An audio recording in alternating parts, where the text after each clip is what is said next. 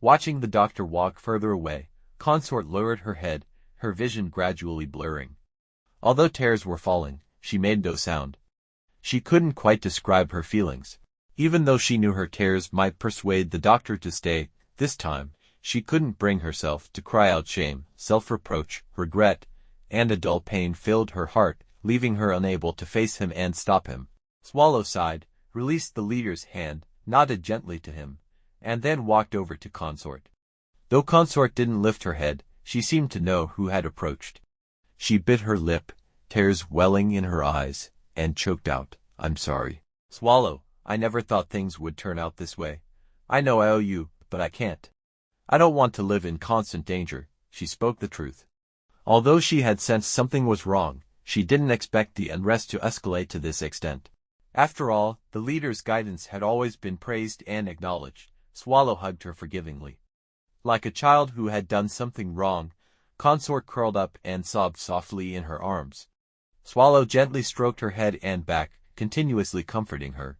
"I will take you with me." Merchant was stunned, realizing that Swallow had just spoken. "What?"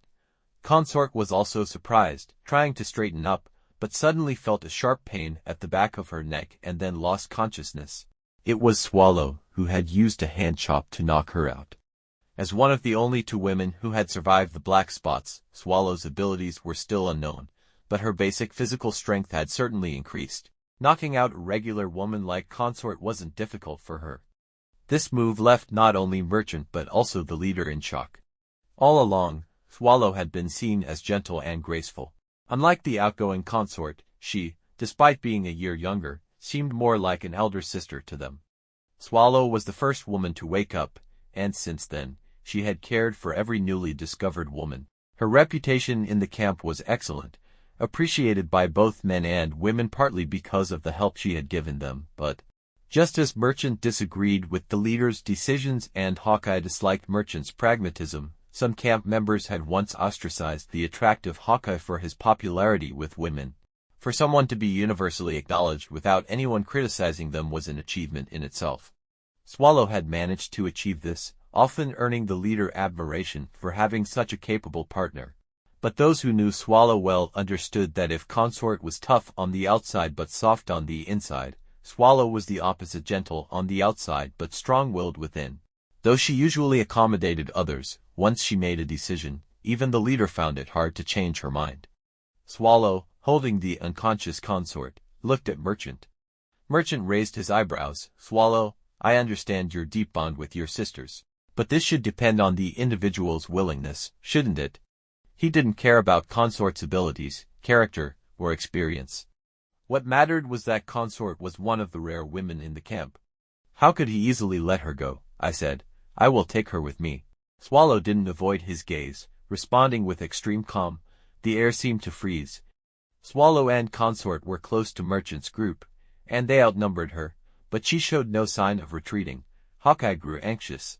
With his and Ashen's strength, they could easily handle the untrained camp members, but he couldn't protect the leader, the doctor, Swallow, and Consort, while fighting so many people. He stepped forward, ready to act first, but something unexpected happened. The first to break eye contact was Merchant. Not only did he avert his gaze, but he also seemed unable to meet Swallow's eyes again. Seizing the opportunity, Swallow half-dragged, half-carried Consort back to the leader's side.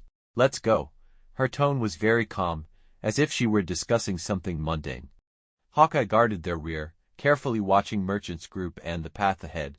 After walking a short distance, he took one last look at the people and the camp he had stayed in for months, then supported the leader and left. No one followed. The leader and his group were practically driven out without food, clothes, medicine, or any supplies, and only Hawkeye and Ashen had bone knives. They didn't even have the powder the hunting team used to mask the scent of blood. Normally, 6 people with only 2 knives would find it extremely difficult to survive in the forest. Even if they killed the attacking beasts, more blood would attract more predators. Furthermore, the leader was still feverish, and the betrayal had left him emotionally strained. What appeared as strength before Merchant was just a facade. He fainted shortly after leaving their sight. Hawkeye immediately carried him. As a former vice-captain of the hunting team, He knew the locations of rest points and led the group to the nearest one. Merchant had never been part of the hunting team and didn't know about these rest points, nor would his subordinates report this to him. The group spent the night at the rest point near the camp. The leader's strong constitution helped him recover by morning, his fever finally breaking. Hawkeye and Swallow discussed and decided to move the leader and others to a different rest point, as the current one was too close to the camp, which no longer represented safety and friendliness for them. Merchant had no idea the hunting team had returned early. He was still contemplating how to control them upon their return. Hawkeye had just brought the group here and went out to scout the area, using his super eyesight to spot the returning hunting team members from afar and led them here. After listening to Hawkeye's account, the hunting team members finally understood why the 6 of them were here and why Consort was sitting alone. Consort, knocked out and brought along by Swallow, hadn't tried to go back. Sometimes force wasn't a bad choice. Though Swallow had made the decision for her, Consort felt no resentment. In fact, she felt a bit grateful. If she had stayed in the camp, she would have regretted it. No, she already regretted it the moment the doctor let go of her hand. However, mingling happily with the 5 who had willingly left wasn't something she could bring herself to do just yet. Many people struggle to stay calm when facing issues. Consort's initial reaction was not to target the leader but to prevent the doctor from leaving her and risking danger. Such a reaction was understandable, but she and the doctor both had a thorn in their hearts. Everyone has double standards for those they care about deeply.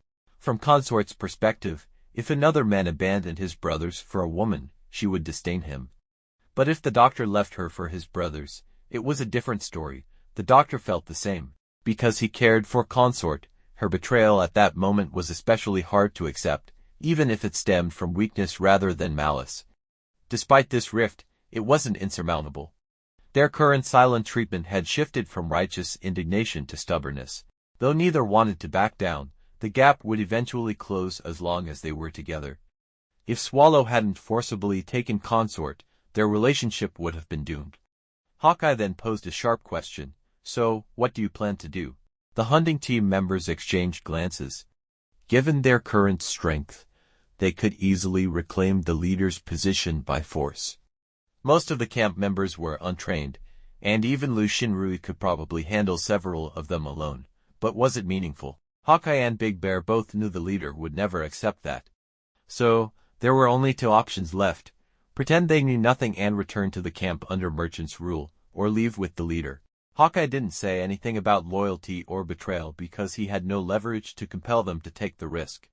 Everyone could see the rainy season was imminent, but the leader had no preparations, no food, water, warmth, or shelter, and no idea where to go. Danger and death were constant threats. Moreover, many hunting team members had friends and brothers in the camp they were reluctant to leave. Could they really abandon everything to follow the leader? Lu Xinrui hesitated only briefly before making her decision. She didn't feel loyalty to the leader, having hardly spoken to him, but she decided to follow Swallow. Swallow was like a sister, even a mother to her. Since waking up, Lu Xinrui had considered her family. Besides, she preferred Swallow's company over Merchant's, despite the uncertainty and hardship ahead. Big Bear also decided quickly. "I'll." "Wait," Swallow interrupted, standing up from the leader's side. "Everyone should think it over before deciding. We can talk after the leader wakes up." This was why Swallow stopped Big Bear. As the hunting team captain, his choice would influence others. She wanted everyone to have enough time to consider everything carefully before making a decision, rather than acting on impulse. Green Mountain seemed unaffected, starting to prepare lunch. His example led others to gather temporary prey, collect firewood, and start a fire. The hunting team members grouped with their close friends to discuss whether to stay or leave. Lu Xinrui sat next to Swallow. The leader lay on a makeshift bed of animal skins, in a state closer to unconsciousness than sleep, but clearly out of danger. Swallow asked about her experiences, and Lu Xinrui recounted everything softly. The leader slept deeply, undisturbed by their conversation. But Lu Xinrui noticed Swallow's attention wasn't fully on her. She kept glancing at the leader and Consort. Lu Xinrui wasn't upset, understanding that Swallow now bore the greatest burden of worrying, having to make decisions in place of the unconscious leader. Not knowing how to help or comfort Consort, Lu Xinrui decided to join Green Mountain in preparing lunch. But Lu Xinrui was mistaken. Swallow's frequent glances at Consort were not out of concern for her relationship with the doctor, and Consort's thoughts weren't solely about a petty argument. They were both thinking about the same secret, known only to them.